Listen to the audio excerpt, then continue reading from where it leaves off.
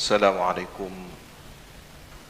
warahmatullahi wabarakatuh.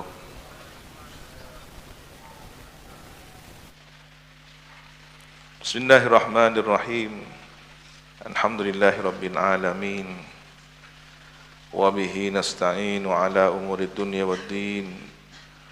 Wassalatu wassalamu ala ashrafil anbiya'i wal mursalin Sayyidina Muhammad wa ala alihi wa sahbihi ajma'in. Qala rabbi shrah li sadri wa yassir li amri wahlul 'uqdatam min lisani yafqahu qawli, amma ba'du.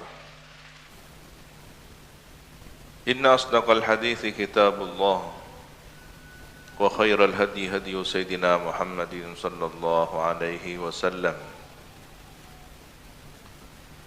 wa syarral umuri muhdatsatuha wa kullu bid'atin dhalalah wa kullu dhalalatin finnar. Allahumma inni a'udzubika an adilla aw udalla aw azilla aw uzalla aw adlima aw udlama aw ajhala aw yujhala alayya. Wa sallallahu ala sayyidina Muhammadin wa ala alihi wa sahbihi wa sallam.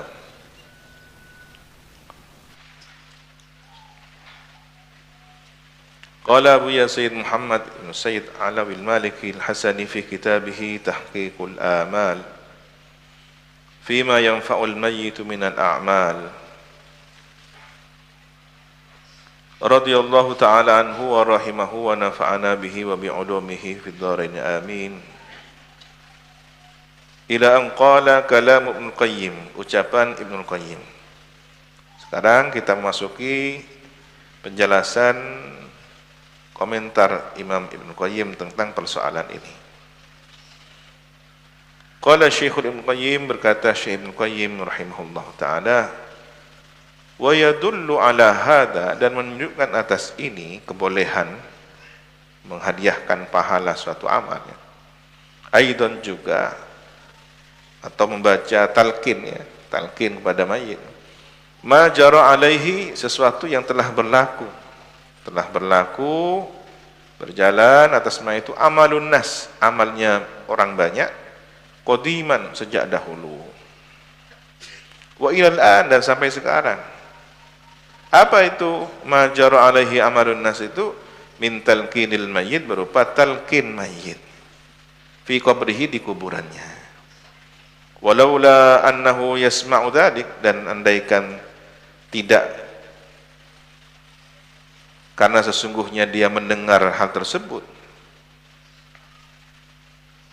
wa yantafi'u bihi, dan memperoleh manfaat mayit dengannya, dengan talqin itu, lam yakun, tidaklah ada fihi, dalam talqin, faidatan, faidah, tapi karena ada faidahnya maka diamalkan. Wa kana, dan ada jika demikian, ya, laula annahu yasma' dzalika wa la yantafi'u bihi, ya, abathan, ialah sia-sia. Kalau seandainya dia tidak mendengar, tidak mengambil manfaat dari talqin itu, maka berarti kan sia-sia. Kenyataannya ini kan dilakukan oleh orang banyak sejak dahulu sampai sekarang, zamannya Ibnu Qayyim ini, ya. Waqad su'ila anhu, dan sungguh ditanya tentang talqin itu siapa? Al-Imam Ahmad rahimahullah, Imam Ahmad rahimahullah ta'ala.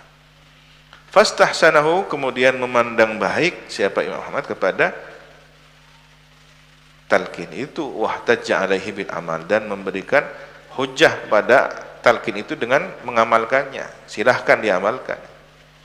Seperti kisah Dharir, orang yang buta, awalnya ditegur oleh Imam Ahmad, bid'ah, jangan lakukan. Tapi ketika sudah dikoreksi dan murajaah, langsung spontan juga Imam Ahmad bin Hanbal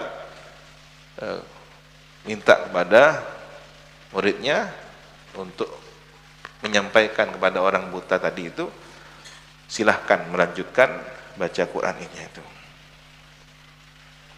Wa yurwa fihi haditsun dhaif, dan diriwayatkan tentang talqin itu satu apa suatu hadis dhaif, dzakara yang menyebutkan kepada hadis dhaif ini At-Tabarani, Imam At-Tabarani fi mu'jamihi, dalam Mu'jam At-Tabarani, min hadits Abi Umamah, dari hadisnya sahabat Abu Umamah. Qala, berkata, qala Rasulullah sallallahu alaihi wasallam, telah bersabda baginda Rasulullah sallallahu alaihi wasallam, idza mata ahadukum, apabila meninggal siapa salah seorang kamu sekalian, fasawaitum alaihi turab, kemudian meratakan atas ahadukum at-turab, tanah, falyakum ahadukum, hendaklah berdiri salah seorang kalian ala ra'si qabrihi, di atas kepala kuburnya, bagian kepala kuburnya. Tsumma yaqulu, kemudian berkata, ya fulan ibna fulana, wahai si fulan, anak dari fulanah, ibunya yang disebutnya, atau Siti Hawa langsung. Fa innahu yasma'u wa la yujib, maka sesungguhnya orang yang mati itu, salah seorang kalian yang meninggal dunia itu, yasma'u, mendengar, wa la yujibu, dan tidak bisa menjawab. Tsumma liyaqul, kemudian hendaklah berkata, ya fulan ibna fulana, ats-tsaniyah, kedua kali. Fa innahu yastawi qa'idan, maka dia itu, ahadukum itu, berdiri, jadi lurus duduk, bangkit lurus duduk. Tsumma liyaqul, kemudianlah hendaklah berkata, ya fulan ibna fulana, tiga kali berarti ini. Fa yaqulu, maka berkata si mayit tadi itu dalam kuburnya, arsyidna rahimakumullah, tunjukkanlah, beri petunjuk kami, semoga Allah merahmatimu. Walakinnakum, ini sabda Nabi, tetapi kamu sekalian, la tasma'una, tidaklah mendengar kamu sekalian. Bahwa si mayit di kuburnya itu sedang minta diberi petunjuk. Setelah 3 kali dipanggil, dia duduk minta diberi petunjuk. Fayaqulu, maka berkatalah orang yang membimbingnya itu, yang mentalkinnya, udhkur ma kharajta alaihi minad dunya, ingatlah sesuatu yang kau keluar, membawanya itu dari dunia. Apa yang dibawa dari dunia ke alam kubur? Syahadatu an la ilaha illallah wa anna muhammadar rasulullah, 2 kalimat syahadat, ya. Wa annaka radita billahi rabbah, dan bahwasanya engkau ridha Allah sebagai Tuhan, wa bil islami dina, dan Islam sebagai agama, wa bi muhammadin nabiyya, dan Nabi Muhammad sebagai nabi, wa bil qur'ani imama, dan Al-Qur'an sebagai imam petunjuk. Fa inna munkaran wa nakiran yata'akhkhar kullu wahidin minhuma, maka sesungguhnya malaikat munkar nakir mundur masing-masing dari keduanya. Wa yaqulu, dan berkata, intadiq bina, ayo kita pergi, marilah kita pergi, ma yuqiduna inda hadza, apa yang kita duduk di sini, di samping ini, sudah tidak usah duduk di sini, kita pergi yuk. Wa qad luqina, dan sungguh ditalkin, hujjatuhu, argumentasinya itu sudah dikasih jawaban. Ya, malaikat munkar nakir merasa sudah tidak perlu, ayo sudah tak perlu dia, mari beri jawaban. Wa yakunu hajijuhu Allah, dan ada yang memberikan argumentasi, al-mughalib bi idharil hujjah, yang memberikan argumentasi Allah sendiri sudah, yang akan membela nanti langsung Allah sudah. Ini kalau ditalkin, ya. Jadi salah satu fadilahnya orang ditalkin, malaikat munkar nakir tidak panjang-panjang lebar, dah. Oh, tarepon nakir, engki munkar tarepon, tak ada perlu nak tunjukkan tarepon, apa? Langsung ni kan, saya jawab langsung Gusti Allah, bela pun Gusti Allah. Tentu nahuma, di hadapan keduanya. Jadi langsung Allah yang akan memberikan pembelaan kepada mayit ini di hadapan malaikat munkar nakir. Sudah, ini hambaku, tidak usah diurus, selesai sudah. Ya, tetapi yang tidak ditalkin, ya siap-siap, panjang lebar kan gitu. Maka sebenarnya ajaran Ahlus Sunnah wal Jamaah ini mempermudah orang dalam urusan akhirat. Nah, kalau ada orang yang tidak Mau melakukan ini kira-kira tujuannya apa? Mau mempersulit kan? Mau mempersulit kan? Karena tadi dari awal sudah dijelaskan dalilnya, meskipun hadis dhaif, tapi direkomendasikan oleh para ulama, ini juga dikuatkan oleh At-Tabrani, ya, saling menguatkan. Ibnul Qayyim sendiri juga membela pendapat ini.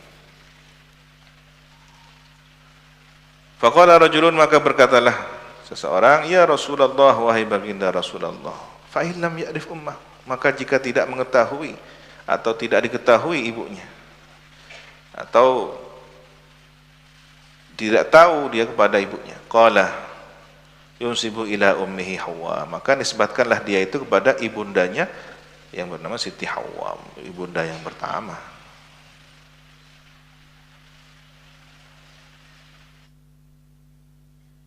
Mengenai hadis ini sudah dibahas Asy-Syaukani dengan syawahidnya, ya.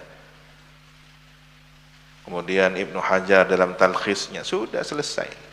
Fa hadzal hadits illam yathbut, maka hadis ini jika tidak tetap riwayatnya, fattisalul amal bihi, maka sambungnya amal dengannya, dengan talqin itu, fi sa'iril amsar wal a'sar, di seluruh negeri dan di seluruh waktu zaman, min ghairi ingkarin, tanpa ingkar, kafin fil amal bihi, cukup untuk menjadi amal, mengamalkannya.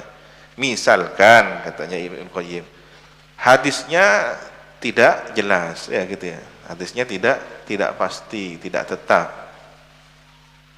Tapi untuk melanjutkan talqin, untuk terus menerapkan talqin, dawuhnya Ibnu Qayyim, sudahlah di sepanjang zaman, di berbagai belahan dunia, negeri berpenduduk umat Islam, semua mengamalkan tradisi ini, praktek amal ini. Cukup ini sebagai argumentasi yang untuk mengamalkannya. Wa ma ajrallahu subhanahu wa ta'ala adah qat, dan tidaklah memberlakukan Allah subhanahu wa ta'ala suatu kebiasaan sama sekali. Anna ummatan tubiqat masyariqil ardi, bahwasanya umat ini, ya, diterapkan atau tabaqqat, menerapkan umat ini seluruh penjuru bumi, ya, masyariqil ardi wa magharibaha, penjuru barat bumi dan penjuru timur bumi dan baratnya, wahiyya akmalul umam, dan itu adalah keseluruhan atau paling mayoritasnya umat, uqulan, akalnya. Kalau sudah mayoritas, sudah konsensus mayoritas penduduk umat Islam secara keseluruhan atau terbanyak, ini kan sudah menunjukkan akal mereka, cara membaca akalnya umat. Lihatlah kebiasaan yang mentradisi dari kalangan para ulama dan masyarakat umumnya. Ini orang alim, si fulan alim, masyarakatnya, masyarakat Syam, masyarakat Hijaz, masyarakat Irak, masyarakat Maghrib, masyarakat Mesir, semua kaum muslimin, sampai kemudian tersebar ke belahan dunia lain, ke Asia, Cina, Asia Tenggara, Indonesia dan seluruhnya. Semua mengamalkan tradisi ini. Apakah hanya karena satu teritorial, satu titik di negeri tertentu saja, terus yang lainnya mau ditiadakan? Dikemanakan akal ini? Hanya karena kemudian beralasan, inilah manhaj salaf kita. Tuh. Yang lainnya dhalalah. Apa enggak justru dibalik? Ketika yang lainnya ini sudah menganggap tidak ada persoalan, Ibnul Qayyim tidak mempersoalkan. Ya, Ibnu Taimiyah sendiri tidak mempersoalkan. Ada satu generasi di satu zaman mempersoalkan. Sadar enggak? Siapa yang sebenarnya menjadi pertanyaan? Kan begitu. Kecuali ada satu gangguan mental, dia paling benar sendiri. Ya, kan begitu. Yang lain semuanya sudah di satu zaman dengan kelompoknya, tanpa disadari atau juga disadari. Sebenarnya kan dia mengatakan tidak benar omongnya Ibnu Qayyim, tidak benar omongnya Ibnu Taimiyah, tidak pernah omongannya para ulama lain, Al-Hafidz Ibnu Hajar, kemudian Asy-Syaukani. Lalu Anda bersama siapa? Kan begitu. Anda bersama siapa? Hanya bersama satu orang. Nah, padahal ada hadis yang menguatkan bahwa Allah tidaklah membuat umat ini sepakat dalam satu kesesatan. Dijaga. Umat ini tidak akan dhalalah. Termasuk isyarah tentang al-firqatun najiyah siapa? Salah satu isyarahnya adalah yang berkumpul pada proses perang Fathu Konstantinopel. Siapa yang kemudian menjebol tembok besar Konstantinopel itu? Muhammad al-Fatih. Ini seorang penganut Ahnaf, Imam Abu Hanifah, madhabnya secara fikih. Rakyatnya, prajuritnya, ada yang Syafi'iyah, ada yang Malikiyah, ada yang Hanabilah. Nah ini tanpa suatu rekayasa mereka sepakat dalam satu komunitas memerdekakan suatu bangsa yang diisyarahkan oleh Nabi dari lisan Nabi yang mulia. Maka kalau ingin melihat kelompok mayoritas al-firqatun najiyah, kelompok yang selamat dari umat yang terbagi menjadi 72 sekian golongan ini, siapa mereka? Setelah diteliti, ini yang diharapkan, yang disebut dengan ahlus sunnah wal jamaah. Kenapa tambahan wal jamaah? Agar selamat dari orang yang i'tazal, dan kemudian mendirikan mazhab Mu'tazilah, keluar dari majelisnya Imam Hasan Basri, berdiri sendiri, bikin pemikiran sendiri, agar kita terselamatkan dari al-khawarij yang menyimpang dari kepemimpinannya Sayyidina Ali. Maka perlu ada kata ahlus sunnah wal jamaah. Dalam rangkaian sejarah ini, siapa yang ikut sunnahnya Nabi dan tidak keluar dari komunitas jamaah? Nah, kalau ada orang ngaku-ngaku ahlus sunnah tapi tidak berjamaah, dipertanyakan. Syekh Fulan, Ibnu Qayyim, Ibnu Taimiyah dan para imam yang lainnya dalam komunitas besar ini, satu orang ini mengaku ahlus sunnah tapi tidak wal jamaah. Ini yang bermasalah sebenarnya. Semoga kita dibimbing hidayah taufik oleh Allah SWT. Karena jika tidak ada taufik hidayah, maka sekali lagi akan berkata kami tetap yang paling benar.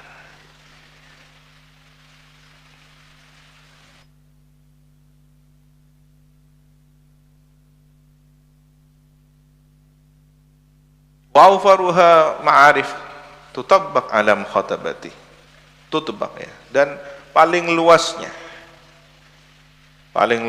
pengetahuan yang dipraktikkan alam khatabah man la yasma' wa la yaqin, yang disampaikan kepada orang yang tidak mendengar dan tidak berakal. Wa tustahsan dzalik, dan itu dinilai baik hal tersebut itu.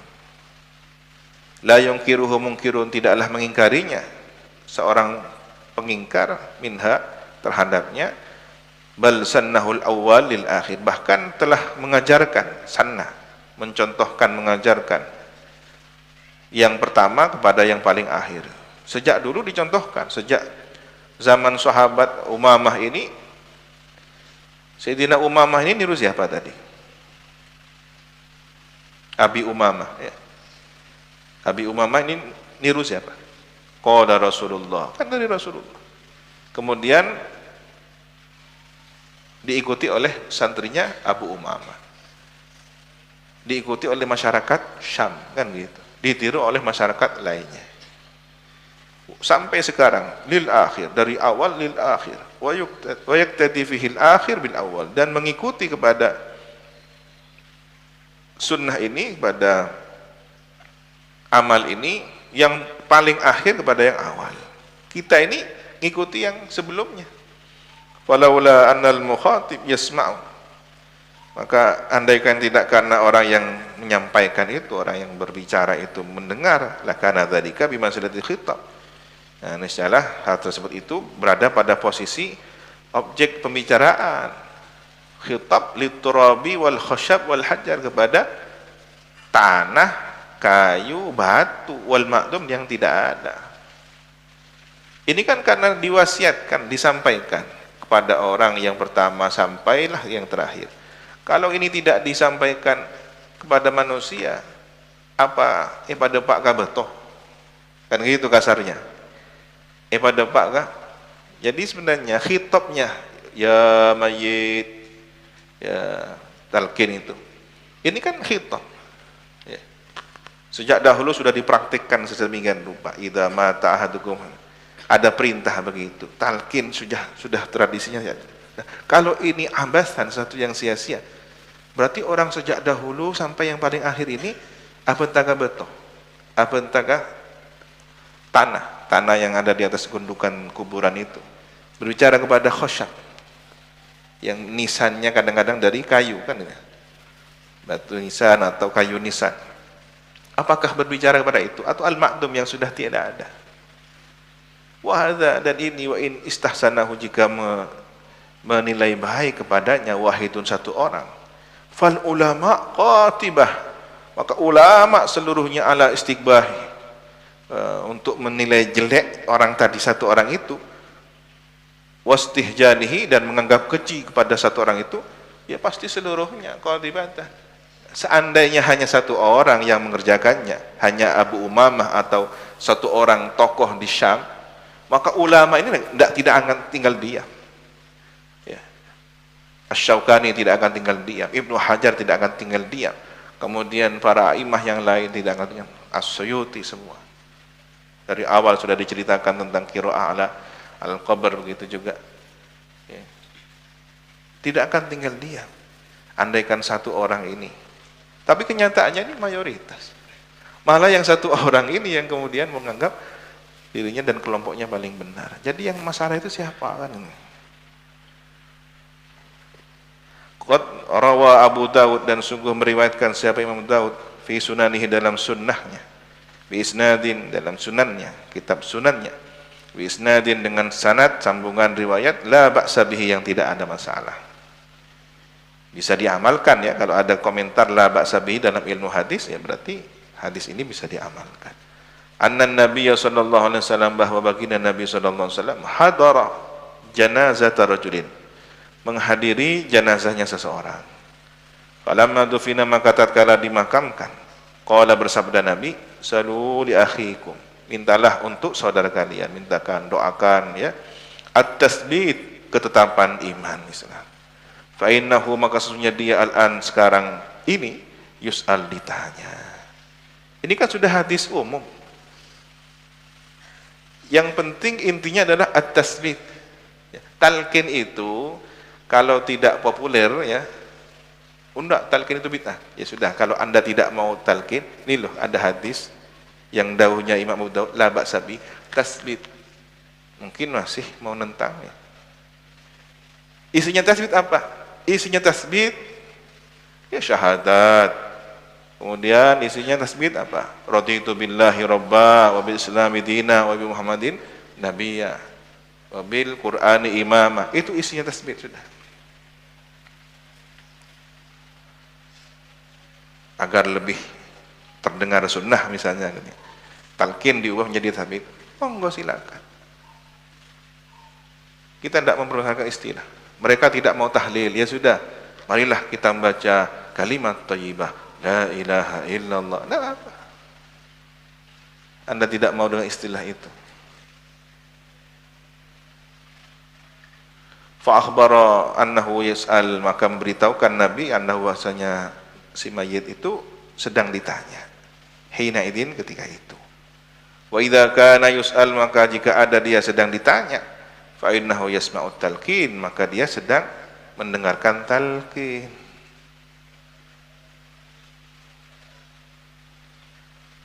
Waqad sahhanin Nabi sallallahu alaihi wasallam, dan sungguh sahih, benar riwayatnya, sahih dari Nabi sallallahu alaihi wasallam, annal mayyita yasma'u qur'ani ahlihim, bahwasanya mayit itu mendengarkan suara sandal mereka, orang yang menziarahinya itu. Idza wallau, apabila sudah mengarah, munsharifin, berpaling pulang, sudah menuju arah pulang ya, intaha. Silakan lihat.